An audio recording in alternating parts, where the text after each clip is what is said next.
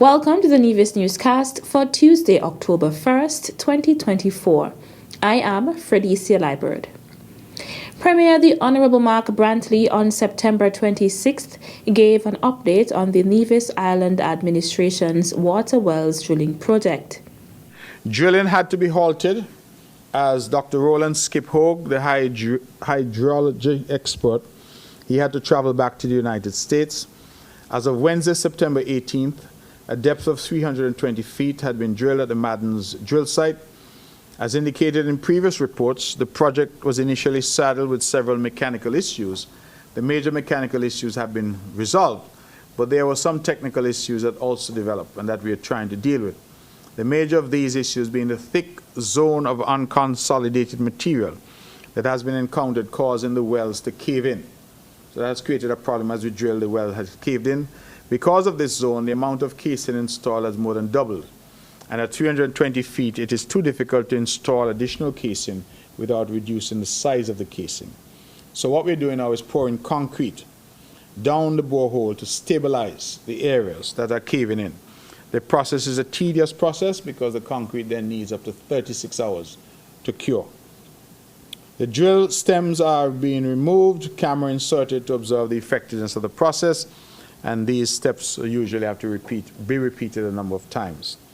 This is not unusual for the area, I'm told, as a report from the neighboring well, also in Madden's, which was drilled in 2008, shows similar challenges. Casings and slotted pipes were installed in that well beyond 500 feet.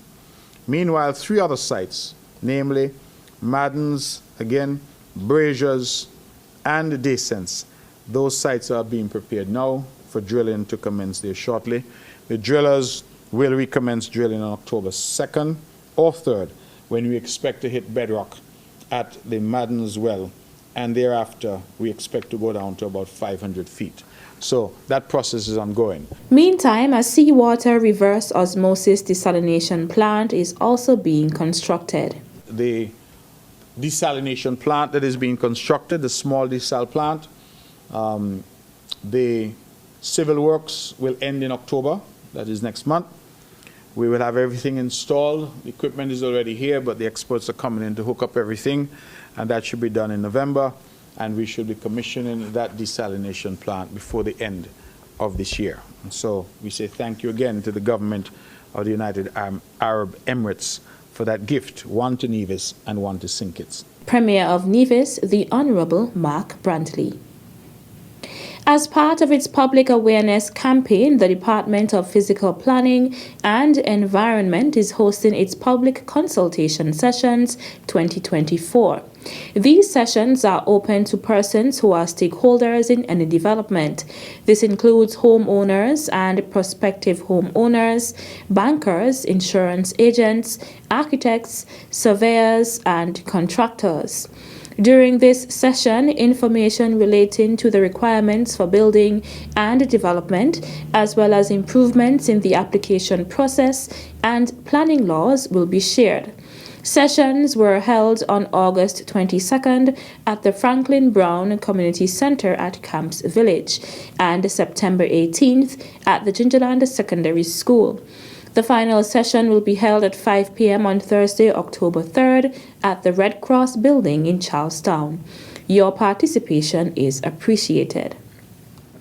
A 2-day stakeholder workshop for the strengthening of St. Kitts and Nevis's National Emergency and Disaster Management Project began on Tuesday, October 1st, 2024 at the Nevis Disaster Management Department Conference Room. Project Manager Manuel Matos gave an overview of the project. This project, entitled Capacity Building to Facilitate Climate Resilience in Disaster Risk Management and Private Sector Access to Climate Finance in St. Kitts and Nevis, was developed in collaboration between the Government of St. Kitts and Nevis, through the Ministry of Sustainable Development and the Department of PSIP, Public Sector Investment Planning, which is the National Designated Authority for the Green Climate Fund. We at the 5Cs have a mandate to coordinate the Caribbean region's response to climate change. So As I mentioned, this project is funded by the Green Climate Fund. The Green Climate Fund has been investing in developing countries to help vulnerable societies adapt to the unavoidable impacts of climate change.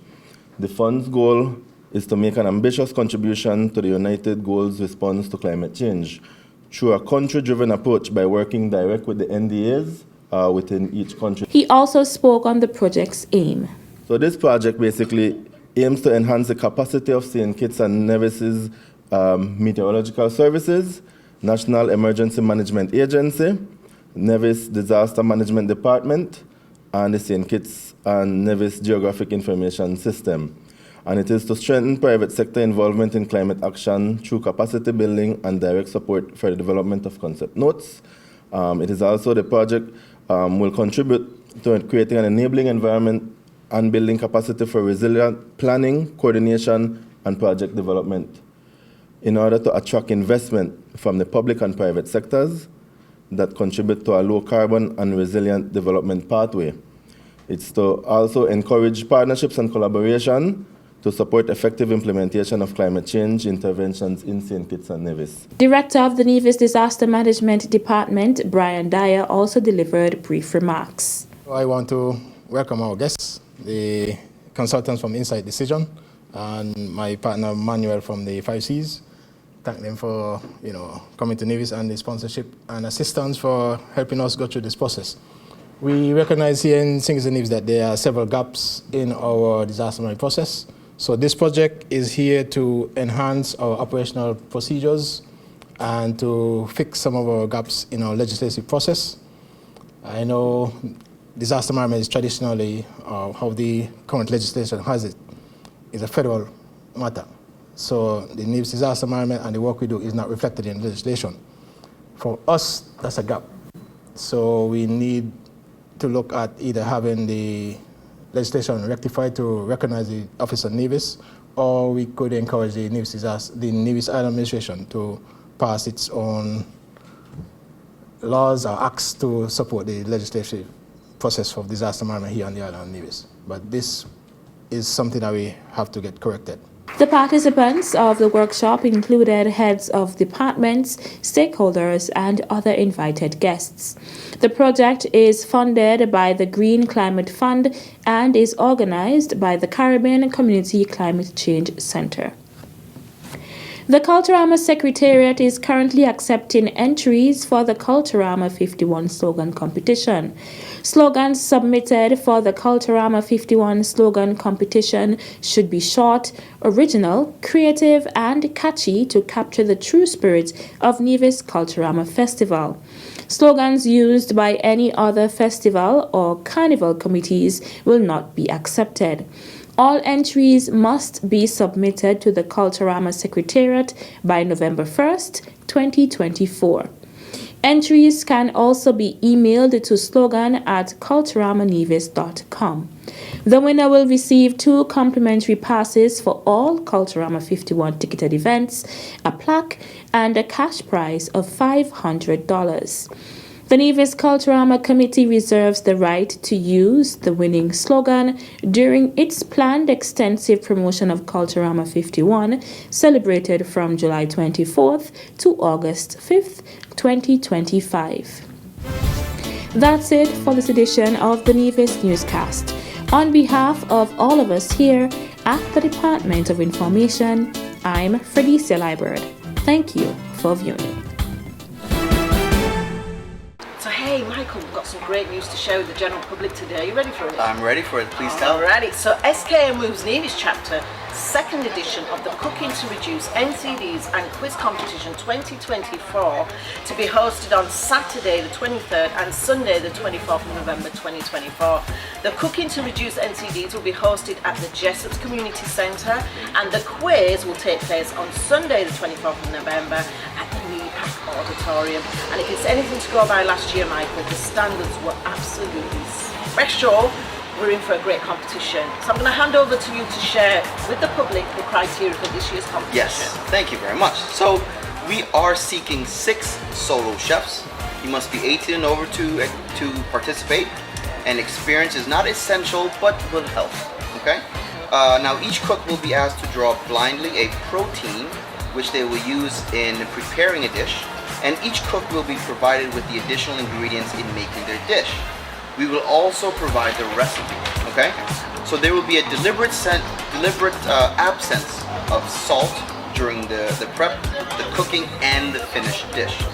So we ask each cook to bring cooking utensils, bowls, spoons, cutlery, knives, etc. However, we will provide the cooktops, the aprons, and kitchen towels, okay?